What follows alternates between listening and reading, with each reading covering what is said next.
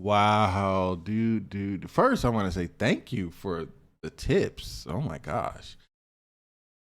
Walking in on your wife, getting it on, man, that I couldn't imagine.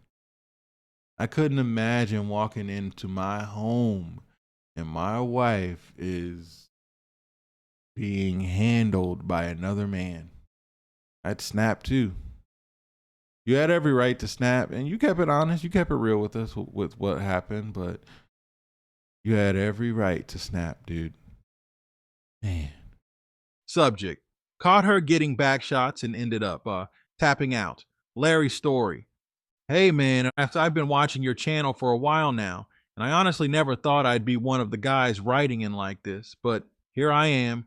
I guess life has a way of humbling you when you least expect it.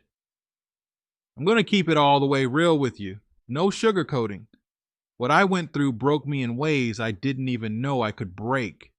If you decide to read this on your channel, go ahead, just call me Larry. Let me start with how I walked in on my wife. Yeah, the scene still burned in my brain like a damn horror movie.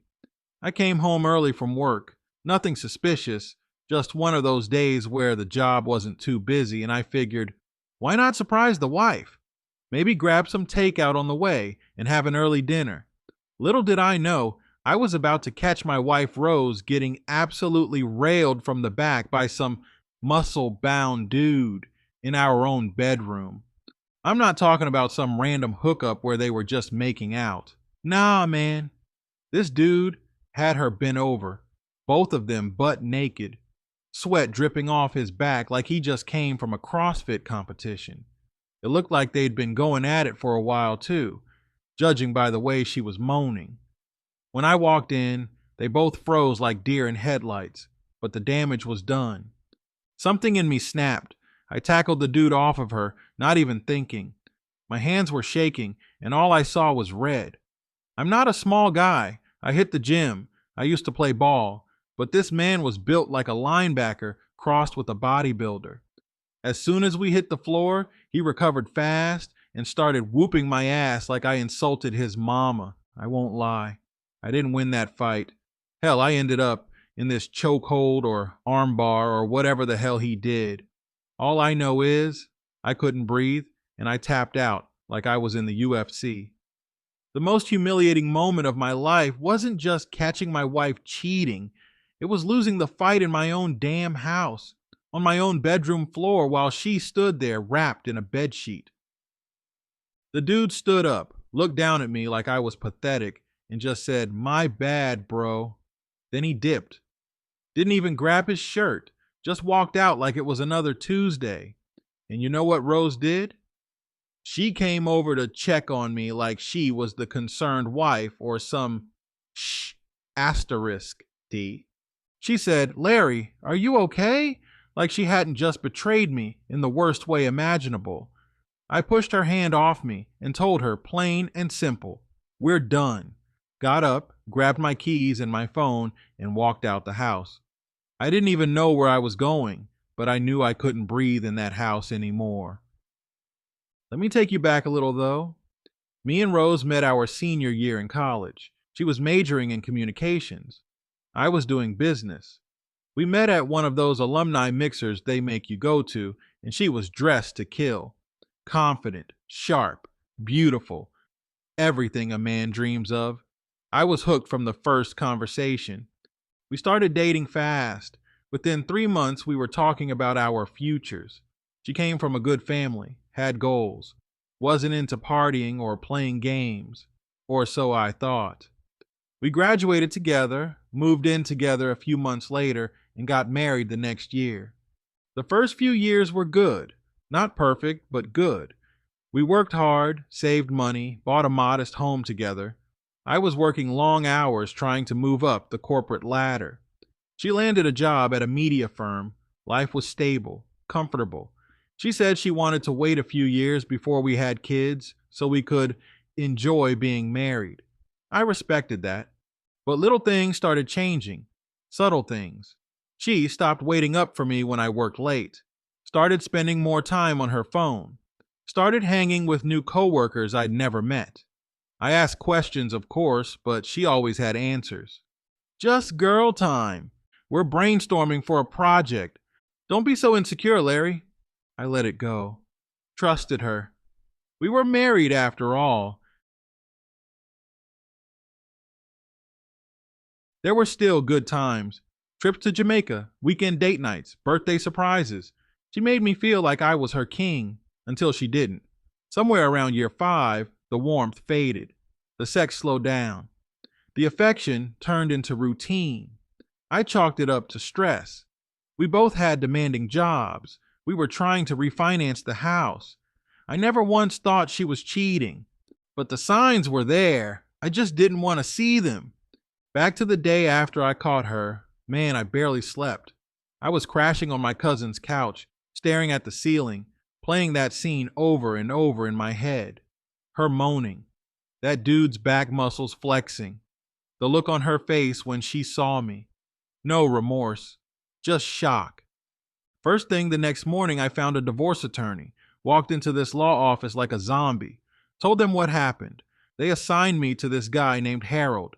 Older man, mid-50s, straight shooter. He looked at me and said, "You want peace or vengeance?" I said, "I just want my dignity back." We filed that day. I had the papers sent to our house. I didn't even call her. I wanted her to feel what I felt when I walked in and saw her being someone else's woman. And sure enough, like clockwork, 2 days later, I got the text. "Can we talk? I made a mistake. Larry, please don't do this." She even showed up at my cousin's house crying, talking about how she was lonely, how she felt neglected, how it just happened. You know what kills me? She had the nerve to say, "You work so much I felt like I didn't matter anymore." Oh, so you mattered more bent over the bed than in a conversation? I didn't buy the tears. I didn't buy the excuses. I told her flat out, "You knew what you were doing, and you did it in our home. You ended this, not me." The divorce dragged out for almost a year. Court hearings, mediation, back and forth with lawyers. And let me tell you, Rose flipped the script so fast, it was like I never even knew her. She claimed I was emotionally abusive, said I controlled her, didn't let her have friends, monitored her every move, called me manipulative, said I broke her spirit.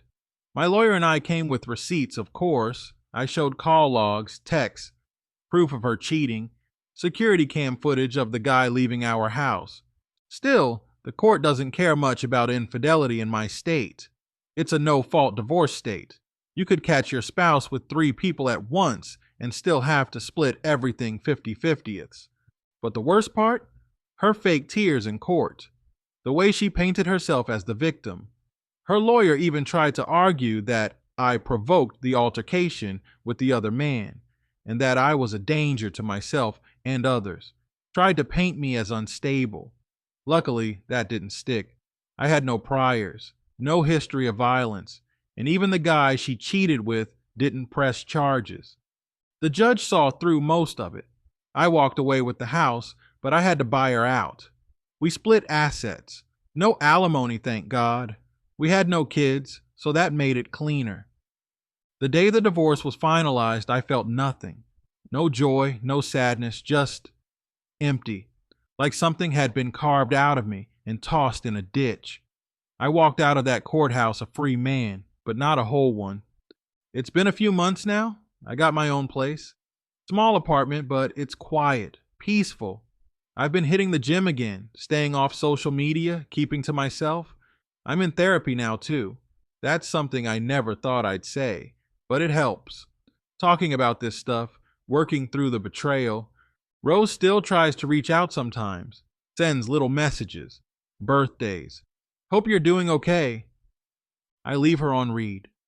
There's no coming back from what she did.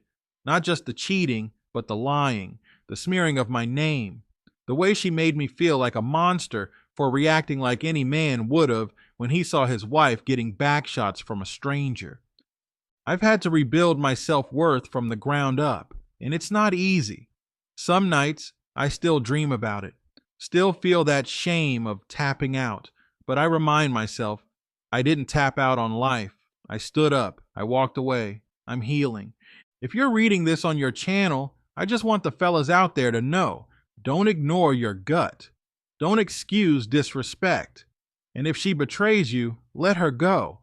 You don't have to fight for someone who gave up on you first. Anyway, thanks for listening. This email helped more than you know. Keep doing what you're doing. Your channel gives men a voice, and sometimes that's all we need. Sincerely, Larry.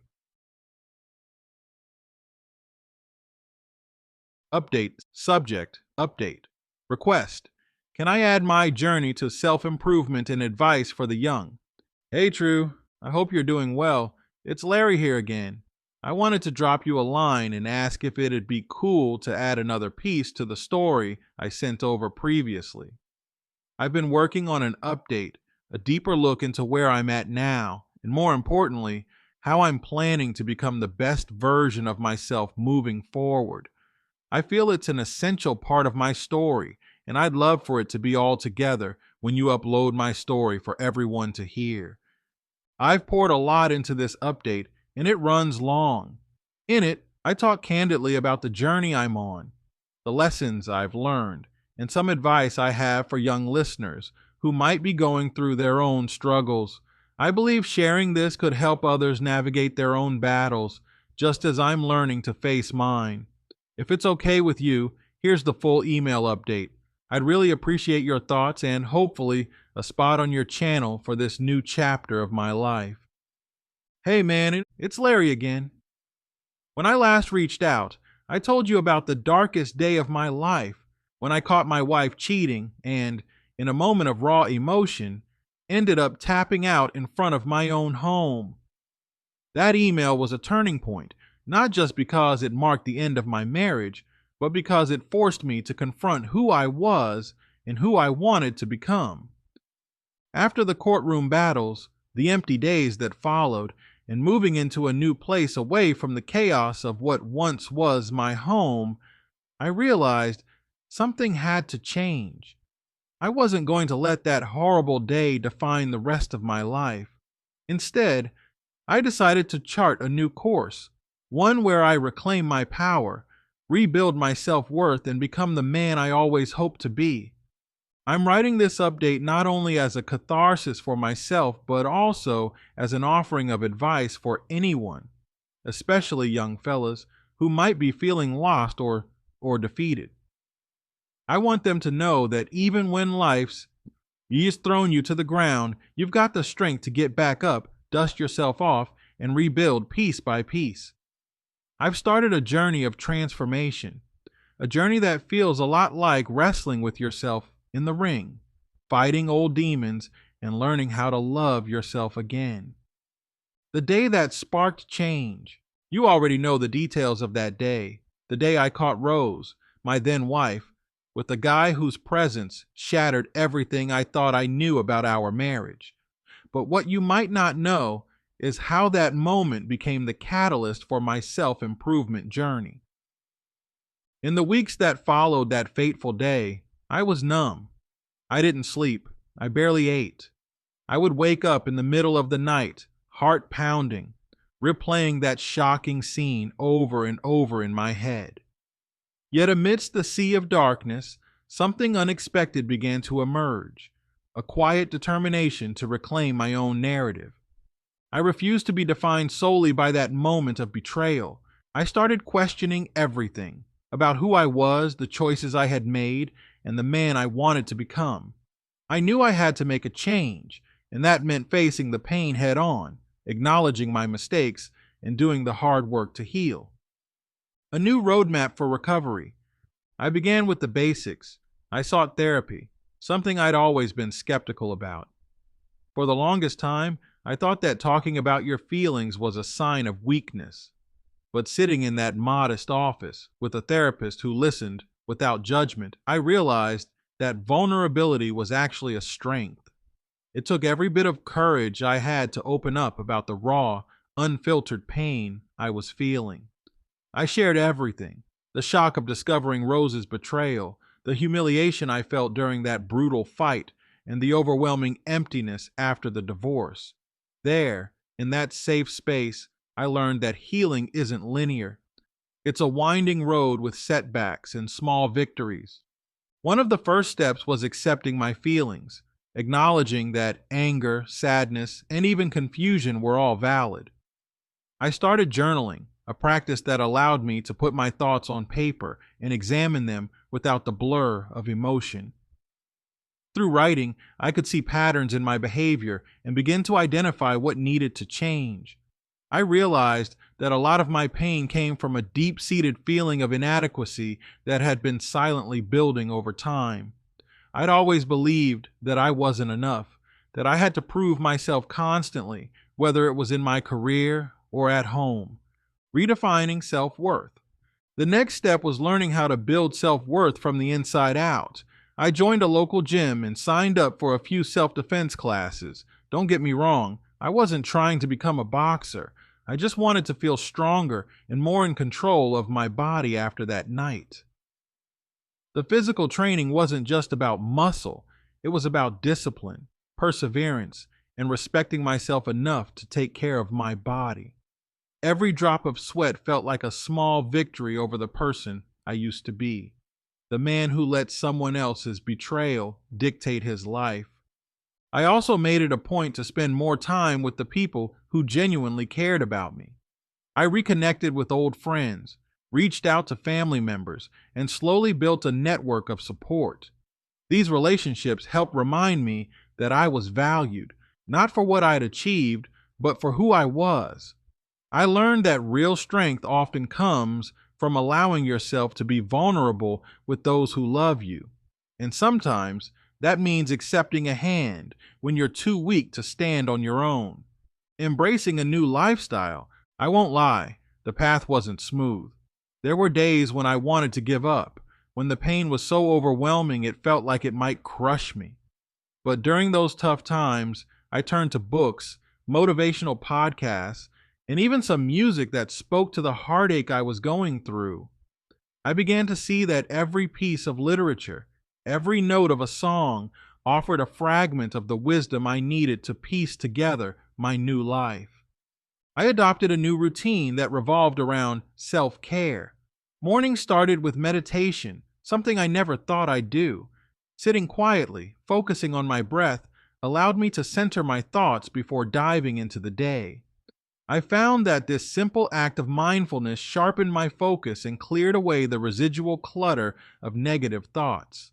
Afternoon runs helped me work off the stress, providing moments of clarity as I pounded the pavement. And in the evenings, I dedicated time to reading and learning new skills, a way to ensure that I was constantly growing and evolving. One of the most significant changes, however, was my approach to work. I'd always defined myself by my career achievements, the promotions, and the tangible successes that society applauds. Now, I started exploring what truly brought me joy, what ignited a spark inside me. I enrolled in a creative writing class. Yes, writing again. I discovered that storytelling wasn't just a way to share my past misfortunes. It was a form of therapy, a way to reclaim my narrative and to envision a future filled with purpose rather than regret. A plan for becoming the best version of myself. I realized that to become the best version of myself, I needed a comprehensive plan. It wasn't just about physical strength, it was about mental fortitude, emotional resilience, and a clear vision of who I wanted to be. Here's a rundown of what I've committed to. Therapy and self-reflection. Every week I attend therapy sessions. These sessions are a safe space for me to unload, to really dig deep into my emotions and understand the roots of my behaviors. I keep a journal and write down everything that comes to mind. I reflect on my actions, my triggers, and the moments when I felt truly at peace. Physical wellness. I hit the gym at least 4 times a week. My workouts aren't solely focused on building muscle, they're about discipline and consistency. I've also started practicing yoga, which helps balance the physical strain from weights with a sense of calm and flexibility in my mind. Mindfulness and meditation. Every morning, I dedicate at least 15-20 minutes to meditation. This isn't just about quieting the mind. It's about training it to focus on what truly matters. I work on clearing away the negative voices that keep me tethered to my past and embrace the positive affirmations of the present. Learning and growth. I've re enrolled in a creative writing class because learning to express myself has opened up new avenues of thinking. I also listen to podcasts on personal development, watch motivational talks, and dive deep into books that inspire a proactive approach to life. Building a strong support system. I make it a point to connect with people who uplift me, whether it's a coffee meetup with an old friend or joining a local community group. I'm surrounding myself with individuals who share a passion for growth and resilience. Professional development. I'm planning to take on new challenges at work, perhaps even pivot my career in a direction that aligns more with my personal passions.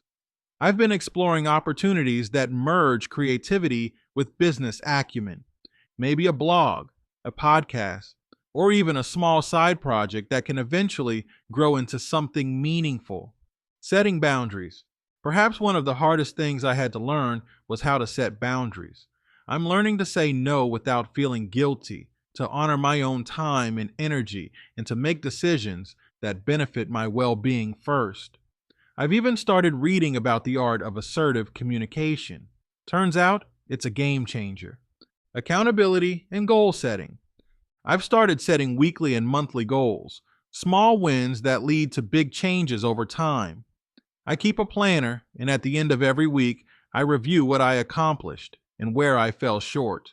This honest reflection, though painful sometimes, has been crucial in keeping me on track.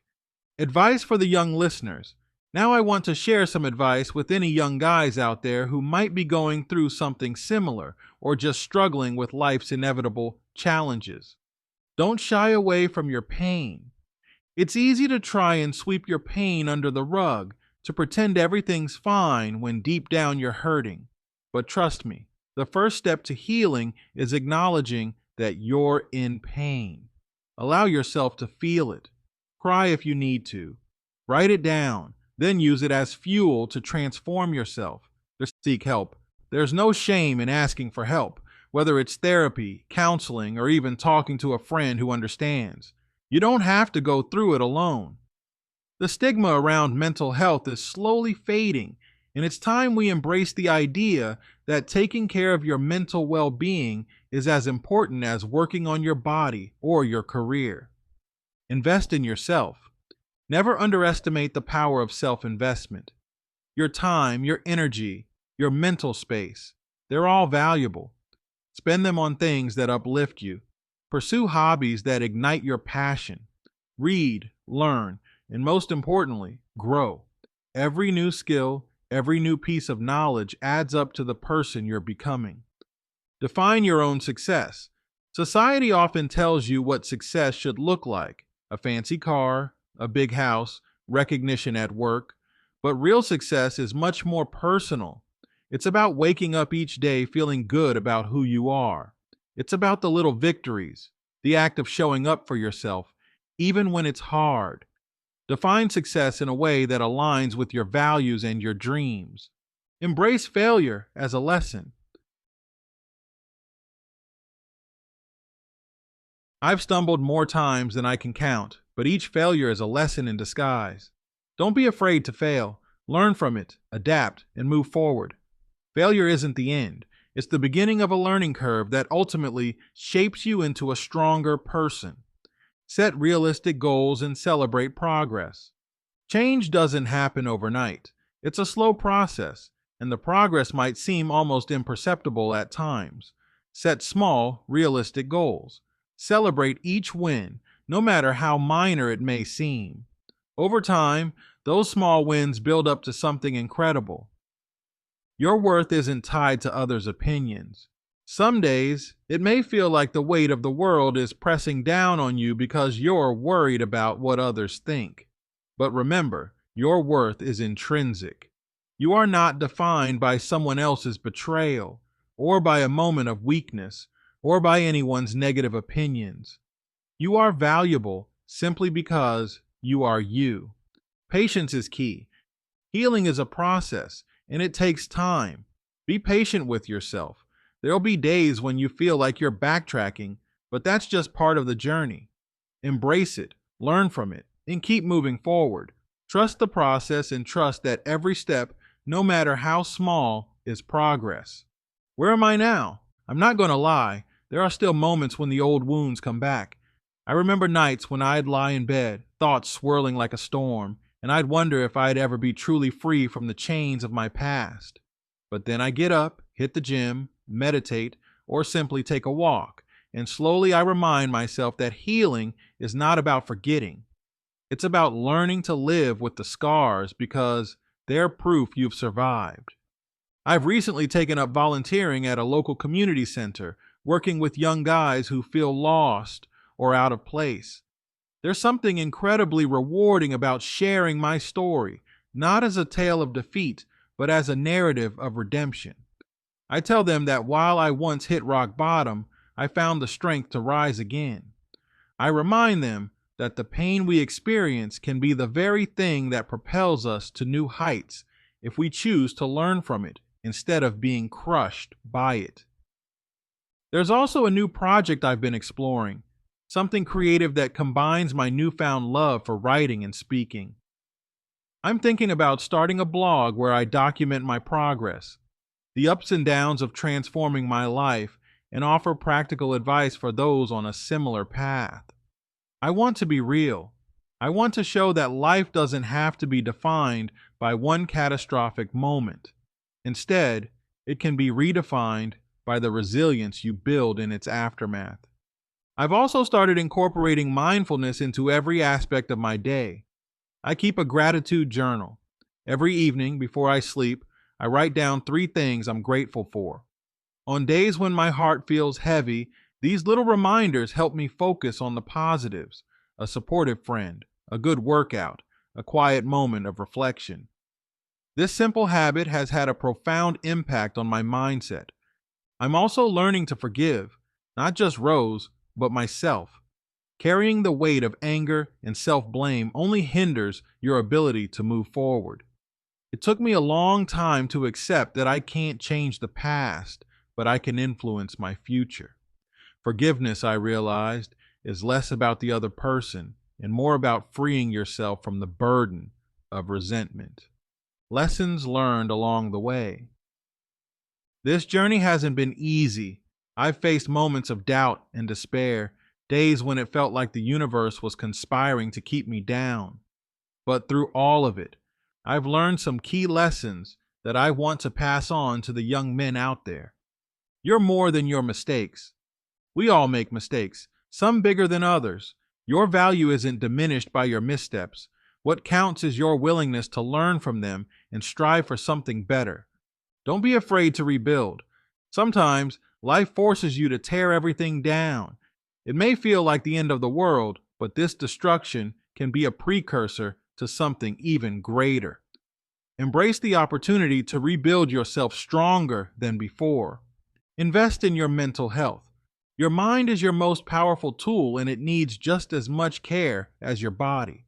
Find practices that help you maintain mental clarity, whether that's therapy, meditation, or simply time spent in nature. Surround yourself with positivity. The people around you can either lift you up or drag you down. Choose those who believe in you, who encourage you, and who remind you of your worth when you can't see it yourself. Set your own standards. Don't measure your worth by someone else's yardstick. Define success on your own terms, and don't let societal pressures dictate your path. It's your life, your story. Make it one you're proud of. Persistence is key. Every step forward, no matter how small, is progress. There will be setbacks, but each setback is an opportunity to learn and come back even stronger. Persistence in the face of adversity is what defines true strength. My vision for the future. I'm starting to see a clearer picture of what I want my future to look like. I envision a life where I continue to grow, where self-improvement becomes a lifelong journey rather than a one-time fix. I see myself as not only a survivor of a painful chapter, but also as an inspiration for others, someone who turned a moment of deep betrayal into a catalyst for personal revolution.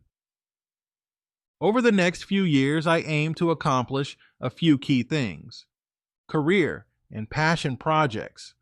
I want to channel my experiences into creative projects, whether it's through my writing blog, motivational speaking, or even a small podcast series.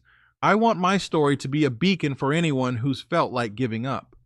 I'm exploring new opportunities at work that allow me to express my creativity and challenge myself in new ways. I know that success isn't just about climbing the corporate ladder. It's about finding fulfillment in what you do every day. Community impact. I plan to expand my volunteer work with the community center. It's become clear to me that many young men struggle with identity issues, self-worth, and finding their place in the world. I want to contribute to programs that focus on mentorship, personal development, and even career advice. There's so much power in knowing that your experiences can help someone else avoid the pitfalls you encountered. Personal relationships. Rebuilding my life also means reestablishing relationships that are genuine and supportive. I'm learning how to trust again, not blindly, but with cautious optimism. I'm prioritizing honest communication and making sure that I'm with people who build me up rather than tear me down. Mind-body connection. My body is a temple, as they say. I'm not just focused on hitting the gym. I'm committed to nurturing a holistic balance between physical health, mental clarity, and emotional well-being. I know that sometimes physical pain can mirror emotional hurt, and by taking care of myself on all fronts, I aim to achieve a level of resilience I once thought impossible. Moving forward with optimism. I'm not naive enough to think that everything will be sunshine and rainbows from here on out. There are still days when the shadows of my past creep into the light, when the wounds feel a little too raw. But I'm learning to accept those moments as part of my journey. They serve as reminders of where I came from and how far I've come, and they push me to keep striving for better. I've found solace in the small victories. The day I managed to complete a full workout without feeling overwhelmed by self-doubt, or the evening I sat in complete silence during a meditation session and actually felt at peace. These moments add up. Slowly but surely, I'm building a version of myself that isn't defined by weakness or betrayal, but by resilience, growth, and a newfound understanding of my own worth. One piece of advice that has stuck with me is to always focus on what you can control. Life is unpredictable, and sometimes circumstances force you into corners you never imagined possible. You can't always change what happens to you, but you can change how you respond. And that, my friends, is where true strength lies. Advice for the next generation. To all the young listeners out there, I want to leave you with a few parting thoughts. Things I wish I'd known when I was your age. Know your worth. Early, life will test you, and not everyone will value the true, amazing person you are. But don't let anyone make you feel small. Understand that your worth isn't determined by what others do or say. It's an inherent part of who you are. Learn to love yourself. Self-love isn't narcissism. It's the foundation on which you build your life. When you love yourself, you set a standard for how others should treat you. Don't settle for less than what you deserve. Embrace change. Change is scary, but it's also where all growth happens. When life forces you to adapt, do it with courage and confidence. See every change as a chance to reinvent yourself, to learn something new, and to emerge stronger than before. Invest time in your dreams. Don't just settle for what's handed to you. Work hard for your goals, pursue your passions, and never let the fear of failure stop you from chasing what you truly desire. The effort you put in today will pave the way for a brighter tomorrow. Build a network of positivity. Surround yourself with people who believe in you. These are the friends, mentors, and loved ones who remind you of your potential. encourage your growth, and celebrate your successes. Their support will be your anchor when times get tough. Wrapping it up, I know I've rambled on a bit, but there's so much I wanted to share. This journey of transformation is ongoing, and every day presents a new challenge and a new opportunity to learn. I'm writing this update because I believe that sharing our stories, not just the dark chapters, but also the moments of redemption, has the power to change lives. I truly hope that by opening up about my struggles and my plans for self improvement, someone out there might find the strength to make a change in their own life. Before I sign off, I want to reiterate my request. Is it okay if I add this update to the original email I sent you? I think it paints a fuller picture of my journey, from the painful moment of betrayal to the hopeful, determined steps I'm taking now. I want my entire story to be a testament to the fact that even in our lowest moments, there's a spark that can lead us to a brighter future. Thank you for taking the time to read my update. It means a lot, knowing that there's a platform where guys like me can share our raw truths. If you decide to feature this on your channel, I hope it encourages others to seek help, to stand up for themselves, and to remember that true strength comes from embracing both the scars and the triumphs of life. I'd love to hear your thoughts on including this update. Do let me know if there's any feedback or if you need any changes before you upload it. I trust your judgment and appreciate the opportunity to share my journey with your community. Stay strong, keep pushing forward, and thank you for giving a voice to our stories. P.S. For anyone out there struggling with betrayal or feeling like life has dealt them a crushing blow, know this: you are not alone. Every setback is a setup for a comeback. Focus on your recovery, invest in your mental and physical well-being, and always remember that your past does not dictate your future. Each day is a new opportunity to choose a different path, a path that leads to healing, growth, and eventually a better version of yourself. PPS. I truly believe that if we hold on to the lessons learned from our darkest hours, we can use them as stepping stones to greatness. I'm putting in the work every day to become the man I want to be, and I hope that in sharing my journey, I can spark a flame in someone who might be ready to ignite their own transformation. Looking forward to your response and hoping this new chapter can be woven into the larger narrative of my story. Thanks again for listening and for giving me a platform to tell what's been a long, tumultuous, and ultimately transformative journey. All the best, Larry. The following are additional reflections and details meant to round out the narrative and offer further insight into my transformation process, my mindset, and the actionable steps I'm taking each day. This section ties into the broader narrative, providing even more depth for those willing to dive into the details of what it really means to rebuild after a betrayal. When I first left that house, I felt like I was stepping out of a terrible nightmare. Yet, in my heart, there was also a whisper of hope, an inkling that maybe, just maybe, I could escape the shadows of my past and find a new light. In the days that followed, the uncertainty of what lay ahead was daunting. The idea of reinventing myself sounded as massive as climbing a mountain with no map. But with each day, as I took one small step after another, that mountain began to look like a series of manageable hills rather than one insurmountable peak. I started by revisiting old passions I had shelved away for years. I used to love writing, stories, musings, even the occasional poem. It was a passion that I had put on the back burner as I chased after what I thought was a conventional definition of success. But now, with nothing left to lose, I dipped my toes back into the art of storytelling. I discovered that my words carried more power than I'd ever imagined. They helped me process my grief, understand my anger, and, most importantly, chart a course towards self-improvement. I still remember the first story I wrote after my divorce, the one that was raw and unfiltered, detailing the depths of betrayal I'd experienced, but also hinting at the promise of redemption. That story was a turning point.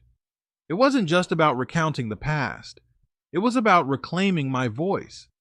Every time I sat down to write, I felt as if I was slowly stitching together the torn pieces of my identity. And as I read back on my words, I realized that I was no longer a victim of circumstances. I was an active participant in my own healing process. One of the most transformational moments was when I began practicing daily mindfulness. I woke up one morning, alone in my new apartment, and decided to simply sit in silence for a few minutes. I focused on my breathing, watched the early dawn light filter through the blinds, and let my thoughts drift by. In that quiet moment, for the first time in a long while, I didn't feel overwhelmed by the echoes of my past. Instead, I felt present, aware of the possibilities of a new day. That simple act of mindfulness taught me that no matter how chaotic life becomes, there is always a space of calm within me that I can return to. Establishing this new routine wasn't immediate or easy, but it was necessary. Every morning I remind myself that today is a fresh start, a day to build something better, to invest in my future, and to slowly transform the pain into wisdom. I've started incorporating exercise not as an obligation, but as a celebration of what my body can do.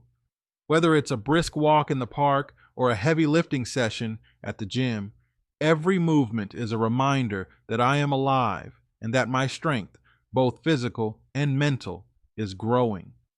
I'm no longer that man who felt powerless and beaten down by life's harsh blows. I'm a man in the process of reclaiming his identity. One of my proudest achievements recently was signing up for a local self-defense class. Now, I'm not saying I want to relive that terrible confrontation again, but learning to defend myself is about more than just physical capability. It's about regaining control over my life. In the class, I met other guys who had their own stories of hardship. We pushed each other, laughed together, and created a small brotherhood of resilience. It was in those moments that I truly understood how important it is to surround yourself with people who inspire you to be your best self. I also delved deeper into personal development literature, books that challenged my old way of thinking and presented new perspectives on success, failure, and happiness. I discovered that many of the most successful people didn't come from a background of ease. Instead, their struggles built their strength. They learned through adversity and emerged with a renewed sense of purpose. I began adopting habits from these stories into my own life, from setting clear goals to continually reflecting on my progress. I kept a list of affirmations on my mirror, little reminders of my worth and potential that I read every morning before starting my day. Another significant aspect of my journey has been redefining how I view relationships. For too long, I measured my value in terms of how others perceived me, especially in my marriage, where I constantly sought validation. Now I'm rebuilding trust, not in others first, but in myself. I've learned that trust is built through consistent actions. I'm learning to trust my instincts, my decisions, and the person I see in the mirror each day. I no longer allow my self-worth to be dictated by someone else's actions or opinions. I'm forging a new identity, one rooted in self-respect and self-love. Every day, I remind myself that my story isn't over. Life has given me a second chance, a chance to be better, to love more fiercely, and to live with intention. I've set a plan in motion that touches every facet of my life. It's a plan that involves daily routines, long-term goals, and even moments of quiet reflection that allow me to appreciate how far I've come. I've learned that transformation isn't about overnight miracles. It's about small, consistent steps that build over time. To anyone reading this, especially the young men who might be facing their own battles, remember that no matter how shattered you feel, there's always a way to rebuild. Life will knock you down, but it's up to you to decide whether to stay down or rise again. I'm sharing all of this with you not to boast about my progress, but to show that change is possible. I've seen the worst of what life has to offer, and yet, here I am, still fighting, still growing, still hoping for a better tomorrow. I know it might be hard to believe when you're in the midst of pain, but trust me when I say that every setback is an opportunity to start anew. The key is to keep moving forward, even if it's one small step at a time. Find that one thing that gives you hope and hold on to it. It might be a person, a passion, or even just the desire to see a brighter day. For me, it was the realization that I had the power to rewrite my story, one that wasn't defined by betrayal, but by resilience and the courage to change. By sharing my experiences, I want to break the stigma around vulnerability and self-improvement. It's okay to be broken. What matters is how you pick up the pieces and build something stronger. I've learned that personal growth isn't a linear path. There are setbacks. There are days when you feel like you're back at square one, but those moments are just part of the process. Every challenge you overcome adds to your inner strength and wisdom. I'm including all of this in my update because I want to be as transparent as possible. I want everyone who listens to my story to see that no matter how far down you fall, there's always a chance to claw your way back up. I'm not perfect. I still have bad days, moments when doubt creeps in and makes me question everything I'm working for. But those are the moments that remind me of how precious progress is. Each day, with every workout, every session of meditation, every honest conversation with my therapist, I'm rebuilding not just my body, but my entire sense of self. Lastly, I'd like to leave you with one final piece of advice for the young listeners out there. Always be kind to yourself.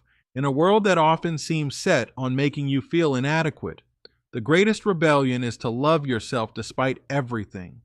Don't let the failures define you.